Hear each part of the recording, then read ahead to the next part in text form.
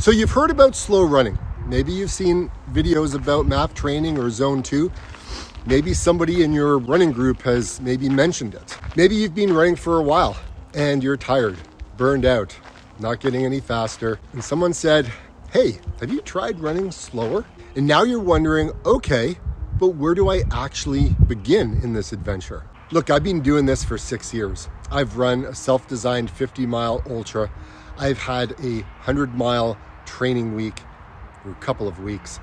I've also been injured, burned out, fallen off the wagon, and come back again more times than I can count. And if I could sit down with the version of me that was just starting out, the guy who had never heard of Dr. Phil Maffetone, who was running his easy runs way too fast, and why he was always exhausted, well, here's exactly what I would tell him. This is your starting point. Before I give you a single number or a formula, I want you to understand something. If you've heard about Maffetone training or zone 2 and you're curious, there's probably a reason for it. Either you've been running hard and not getting the results that you've been expecting, or you keep getting injured, or you're always tired and your running feels like a chore instead of something that you actually want to do. That was me. I was running my easy runs at 5:35 per kilometer, thinking that was really what easy meant. I had a heart rate monitor, but I didn't really know how to use it. I was training hard, burning out, getting injured, taking breaks, coming back, burning out again. And the cycle kind of seemed to just repeat itself over and over again. Look, that may sound familiar to you. And if it is, you're not alone. Here's what I didn't understand then. There's a zone of training that is too hard to build aerobic fitness, but not hard enough to build speed. Most recreational runners, me included, live there. We called it the gray zone, and it's where fitness really goes to stall, I would say. Slow running, real, honest, disciplined slow running, gets you out of that gray zone and into the aerobic zone where the body actually builds something that will last. And that's why you're here. And that's why this works. Okay, so here's the formula. 180 minus your age. That's it. That is your Maffetone heart rate. Your maximum aerobic function. Your heart rate, the max that you're going to run. The ceiling for every easy run that you do. So if you're 45 years old, your MAF heart rate is 135 beats per minute. Now, there are some adjustments. If you've been injured recently, or you're like new to the sport, you're new to this running consistency thing, look, you're gonna have to subtract 5. And if you've been training consistently for 2 years or more with no health issues, then you can add 5 beats, right? But if you're just starting out, 180 minus your age, it's your kind of numbers. Now, if you're over fat, you're gonna have to deal with taking off 5 beats from there. And the other thing, if you're on medication, you're going to have to reduce that by 10 beats, because there's certain medications that really affect your heart rate, and you think that you're running in your correct zone, but it's not, because your heart rate is not being true to itself, because the medications are affecting it in one way or another. So write it down, put it in your watch, put it somewhere so you see it. And then don't go above it on your easy runs. And it's going to take a little bit of time. That's the whole rule. Number 1 is stay under the number. Now here's the part that nobody warns you about. The first time that you go out and you try to keep your heart rate under that number, it's going to feel literally impossibly slow. You may have to walk up hills. You may have to slow to what feels like a shuffle on flat ground, and people are going to pass you. People are going to walk their dogs, and they're going to be waving to you as they go past you. That's normal. It's not failure. It's just being honest of where you are. Man, the sun is awesome, but it's so bright I can't even keep my eyes open. Here, hold on a second. Let's see if I can put these glasses on. Your MAF pace in the beginning is the truth about where your aerobic fitness actually is, not where you wish it was. And that honest baseline is the most valuable thing that you can have when you're using this method of running slow. Now here's the thing, You're going to need a heart rate monitor, and this is a non-negotiable tool while you do this. So make sure you get a running watch that has one in it, okay? You cannot do MAF training by feel. Your perceived effort is not reliable enough at the intensities we're going to be talking about. You actually need data, and a chest strap is more accurate, right?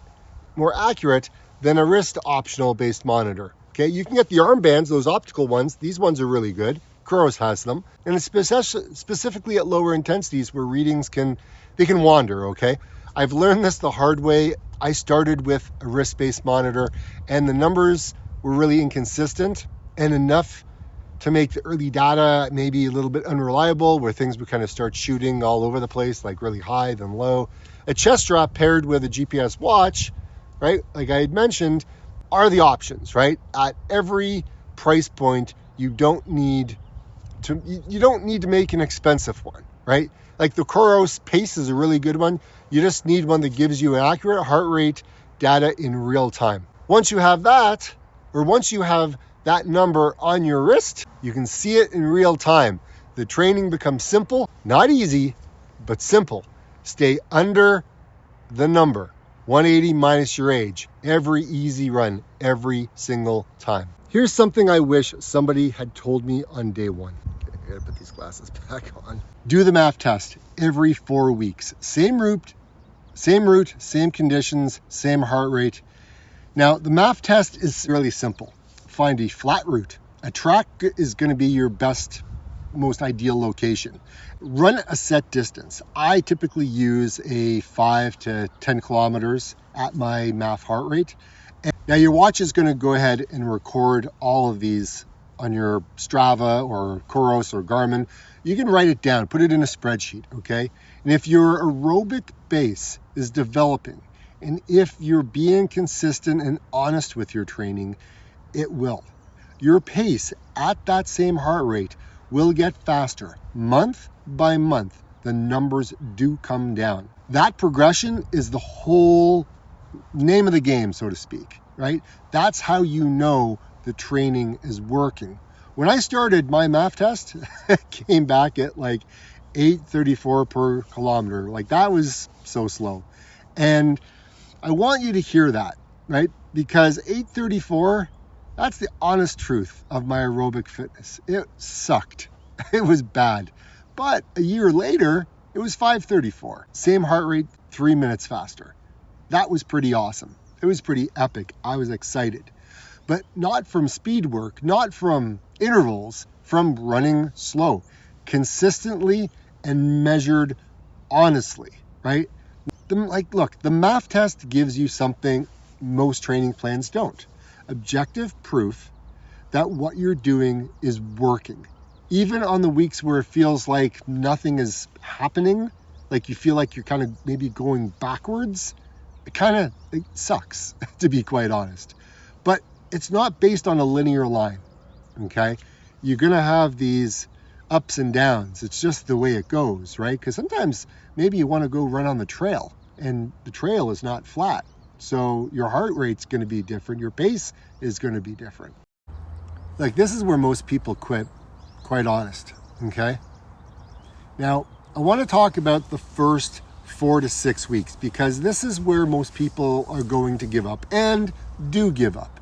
The pace feels embarrassingly slow. The progress feels literally invisible. And your running friends are not calling you to go for a run anymore, right? Your GPS watch shows numbers you really haven't seen on Strava, and you don't really want to show maybe.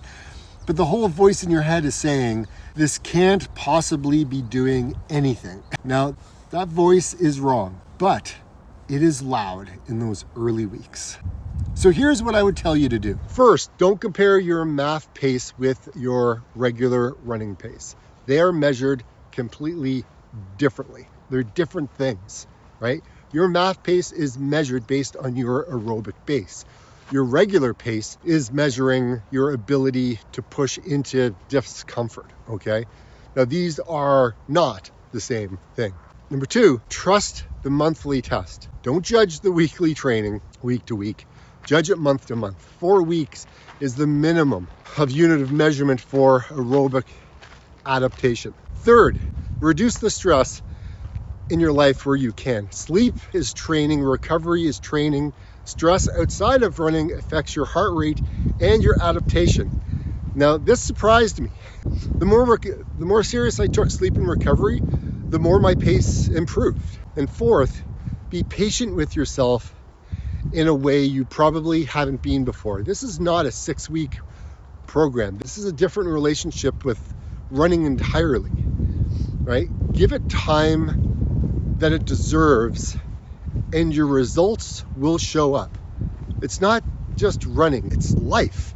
Let me tell you what this actually looks like across the first few months so that you know what you're going to be getting into. Month 1 is humbling. Your pace is slower than you want it to be.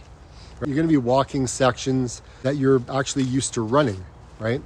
Your data is going to look pretty bad, but your recovery between runs is already going to start improving. You're going to want to stick with it. Month 2, the first signs that your pace starts to move, not dramatically, guys, it's not going to go crazy, but you're going to notice a few seconds per kilometer at the same heart rate. Now, your resting heart rate may start to drop. Your easy runs start to feel like what easy is supposed to actually feel like. Month 3 is literally starts to click, okay? You're going to see big improvements, right? Faster than month 1. You're going to be running more volume with less fatigue. The method stops feeling like a restriction and starts to feel like, I don't know, the foundation, let's just say. And now beyond 3 months, the base gets serious. And this is where training really compounds.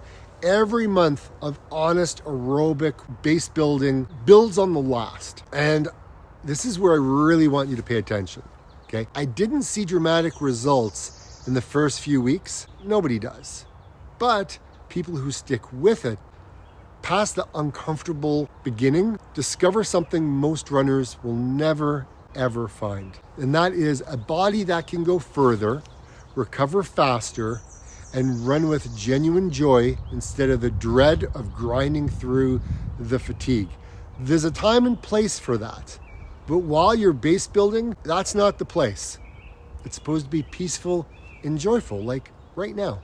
The most common mistake I see, and the one I made myself, coming back too fast after a break. Whether it's an injury, just a busy work month, a life event that pulled you away from running, when you come back, the temptation to pick up where you left off, to run the same distances, the same pace, the same volume, the same time on feet, don't do it. Your aerobic base degrades during a break. Your MAF pace will be slower, okay? And that's okay. It will come back faster than it built the first time, but you have to respect where you actually are, not where you were, not where you want to be. And I've learned this the hard way more than once. The best plan is literally just come back slow. Slowly work into it, right? Do the test, let the data tell you where you are, and then build from there again and again. Use that as the base to keep coming back to. The base is always waiting for you. You just have to be honest enough to start from where you actually are. Dave, I'm talking to you again. So here's your one action from this video. I want you to calculate your heart rate right now. 180 minus your age, write it down. Then go out for a run this week with your heart rate capped at that number. Just one run. See what the pace looks like. Be honest about it. Don't judge it. Just let the watch record it, okay? That's your baseline. That's the beginning. That's where most of us don't want to be. But I want you to drop your MAF heart rate and your first pace in the comments below. I want to see where you are all starting from, because where you start doesn't matter nearly as much as whether you show up again next week. I've been doing this for 6 years. I've had incredible highs and I've had incredible lows, and I'm still here because slow running works, and it'll work for you too if you give it the chance and you're consistent. I'll see you next week. Like I always say, get out and run.